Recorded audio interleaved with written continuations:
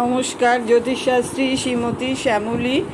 আমি আজকে আপনাদের এখানে ইউটিউব চ্যানেলের দর্শকবৃন্দের কাছে সাদর অভিনন্দন জানিয়ে আমি এই ভিডিওটা প্রকাশ করছি। এই ভিডিওটা হচ্ছে কালপুরুষের অঙ্গবিভাগ।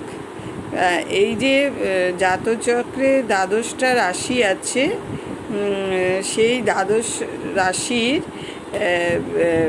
এক একটা রাশিতে এক একটা অঙ্গে নির্দেশ করে কালপুরুষের অঙ্গ, এবং এই অঙ্গগুলো থেকে আমরা পরবর্তীকালে কোনো জাতকের শারীরিক অসুস্থতা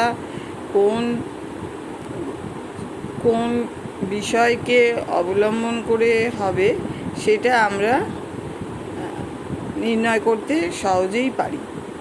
যেমন ধরুন, মেষ রাশিটা কালপুরুষের মস্তক ও মুখাবয়ব। বৃষ রাশি হচ্ছে মুখ ও গলা কণ্ঠদেশ নির্দেশ করে। মিথুন রাশিতে বাহুদয়, স্কন্দ, ফুসফুস। কর্কটে পাকস্থলী, স্তন, উদরের ঊর্ধ্বাংশ। সিংহ রাশিতে হৃৎপিণ্ড, উদরের মধ্যভাগ, পিঠের দিক। কন্যাতে তলপেট, নাভি, নাড়িভুঁড়ি এবং ওই অঞ্চলের দেহাভ্যন্তরের অন্যান্য অংশ। তুলা হচ্ছে কোমরের পশ্চাৎভাগ, মূত্রগ্রন্থি, কুচকি, ত্বক ইত্যাদি। বৃশ্চিক হচ্ছে লিঙ্গস্থান, গুহ্যদেশ, মূত্র সংক্রান্ত। ধনু উরুদয়।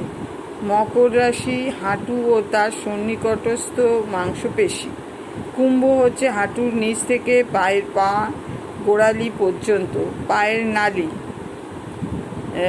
মীন হচ্ছে পায়ের পাতা, পাদদয় ও গোড়ালি ইত্যাদি।